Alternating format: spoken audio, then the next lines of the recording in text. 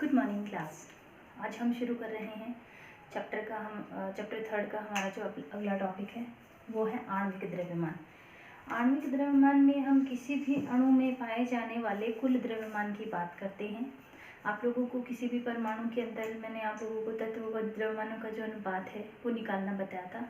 बिल्कुल उसी मेथड से आज हम बात करेंगे आणविक द्रव्यमान की। सबसे पहले हम बात करते हैं कार्बन डाइऑक्साइड जो है इसका आणविक द्रव्यमान, यानी इस अणु का द्रव्यमान कितना होगा। तो इसमें टोटल जो परमाणु है वो 3 है। एक कार्बन का परमाणु है और 2 परमाणु हैं ऑक्सीजन के। हम चाहें तो इसको ऐसे भी लिख सकते हैं, कार्बन, ऑक्सीजन और ऑक्सीजन, ये 3 परमाणु है इसके अंदर। द्रव्यमान क्या होता है ये आपको मैंने पहले भी बताया था। द्रव्यमान का मतलब होता है कि जो परमाणु होता है उसके नाभिक में जो प्रोटॉन और न्यूट्रॉन जो दोनों पाए जाते हैं उन दोनों का जो टोटल होता है उसे कहते हैं द्रव्यमान संख्या। देखिए यहाँ पे कार्बन है, इसमें 6 प्रोटॉन होते हैं और 6 न्यूट्रॉन होते हैं। ऑक्सीजन में 8 प्रोटॉन और 8 न्यूट्रॉन, और इसमें भी 8 प्रोटॉन प्लस 8 न्यूट्रॉन। इसका टोटल होता है 12, इसका टोटल होता है 16 और इसका टोटल होता है 16। यानी अगर हम बात करें इनकी तो कार्बन है उसके द्रव्यमान संख्या हो जाएगी 12 प्लस ऑक्सीजन की 16 प्लस ऑक्सीजन की 16, और इन तीनों का टोटल ये हो गया 12 प्लस 32। तो ये कितना आ जाएगा, ये आएगा 12 और 32 आपके हो जाएंगे 44 आपके आ गया द्रव्यमान किसका, कार्बन डाइऑक्साइड का। तो द्रव्यमान को निकालने के लिए आपको जो तत्व है कितने नंबर पे आता है उसकी परमाणु संख्या पता होनी चाहिए। इसके साथ उसमें न्यूट्रॉन कितने होते हैं आपको उनका भी पता होना चाहिए। तो प्रोटॉन और न्यूट्रॉन की जो संख्या का टोटल होता है वो द्रव्यमान संख्या कहलाता है। और किसी भी अणु के अंदर जितने भी परमाणु हैं उन सब का द्रव्यमान है उसका हम टोटल कर लेते हैं तो वो उस अणु का होता है कुल आणविक द्रव्यमान। ऐसे ही हम बात करते हैं, नेक्स्ट एग्जांपल हम बात करते हैं जल की। तो देखिए यहाँ पे ये है जल, H2O इसका फॉर्मूला होता है। इसमें हाइड्रोजन के 2 परमाणु हैं और एक परमाणु है ऑक्सीजन का। हाइड्रोजन में 1 प्रोटॉन होता है, न्यूट्रॉन नहीं होता।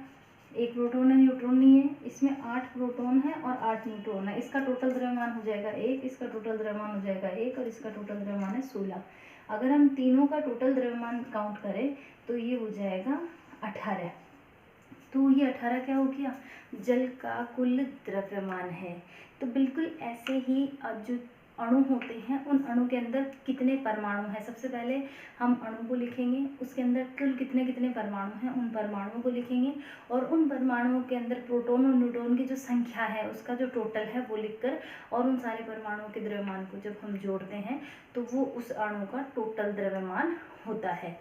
बिल्कुल ऐसे ही अगर हम बात करें दूसरे अदर परमाणु की, तो यहाँ पे हम बात कर रहे हैं मैग्नीशियम ऑक्साइड की। ये है मैग्नीशियम ऑक्साइड। मैग्नीशियम आता है 12 नंबर पे आवर्त सारणी के अंदर। तो मैग्नीशियम जो होता है इसके अंदर 12 प्रोटॉन और 12 ही न्यूट्रॉन होते हैं। ऑक्सीजन में मैंने आपको अभी बताया 8 प्रोटॉन और 8 न्यूट्रॉन होते हैं। तो ये हो गया 24 और ये हो गया 16। तो इन दोनों का जो टोटल होगा वो होगा 40, यानी मैग्नीशियम ऑक्साइड का जो कुल द्रव्यमान होगा वो होगा 40। अगर हम नेक्स्ट बात करते हैं, ऐसे हम कोई भी अणु है उन अणु की प्रोटॉन और न्यूट्रॉन के नंबर के बेस पे हम टोटल उनका द्रव्यमान निकाल सकते हैं। हम बात करते हैं कैल्शियम ऑक्साइड की।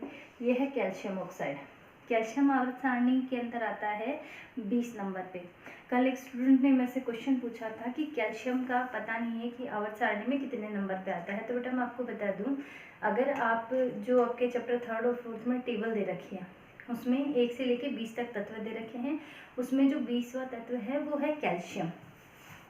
तो कैल्शियम है वो आवर्त सारणी में आता है 20 नंबर पे। इसका मतलब इसमें प्रोटॉन कितने हुए, इसमें प्रोटॉन हुए 20 और इसमें न्यूट्रॉनों की संख्या भी होती है 20।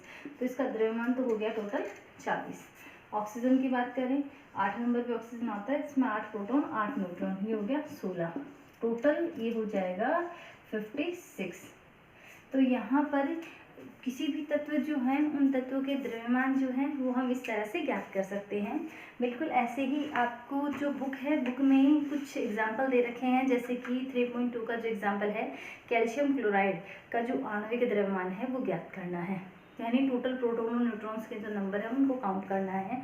बिल्कुल ऐसे ही इसमें एक जल का दे रखा है, इसी के साथ नाइट्रिक एसिड का दे रखा है, HNO3 का।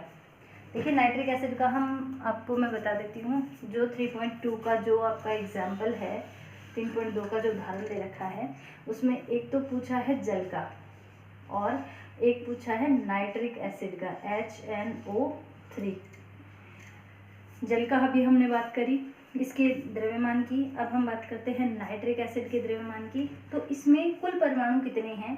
सबसे पहले हम बात करते हैं, इसमें एक हाइड्रोजन है, एक इसमें नाइट्रोजन है और ऑक्सीजन के हैं इसमें 3 परमाणु। ये हैं टोटल हो गए 1 2 3 4 5, टोटल हो गए इसके अंदर 5। ये जो पांचों परमाणु हैं, अब हम इनके द्रव्यमान की बात करते हैं। द्रव्यमान का मतलब होता है प्रोटॉन और न्यूट्रॉन के नंबर का टोटल। आपको एक ही बात मैं बार बार रिपीट कर चुकी हूँ कि हाइड्रोजन है, इसके अंदर एक प्रोटॉन होते हैं, न्यूट्रॉन नहीं होता। नाइट्रोजन 7 नंबर पे आता है, इसमें 7 प्रोटॉन होते हैं।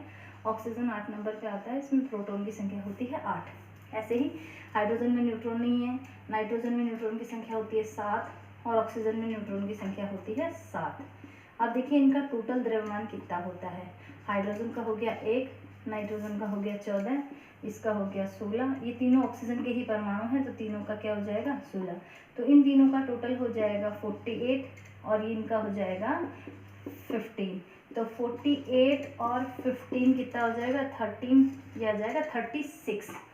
तो बिल्कुल ऐसे ही आप लोगों को क्या करना है, अलग अलग जो अणु होते हैं उन अणुओं के अंदर जो परमाणु हैं उन परमाणुओं को लिखना है। परमाणुओं को लिखने के बाद उनके अंदर प्रोटॉन और न्यूट्रॉन की संख्या है उसका टोटल करोगे और फिर उनके द्रव्यमानों का टोटल करके आप टोटल जो उनका द्रव्यमान है वो बताएंगे।